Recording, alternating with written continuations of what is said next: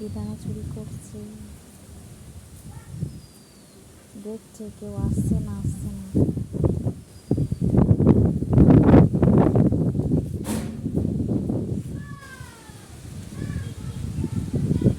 প্লাস্টিকটা ছিঁড়বে, দাঁত দিয়ে ছিঁড়ছে।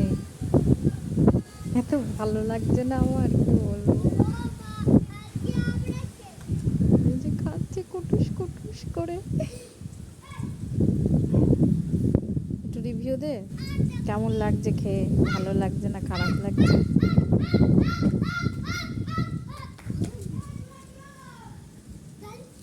আমি বললাম বলে আবার সামনে চলে আসলো।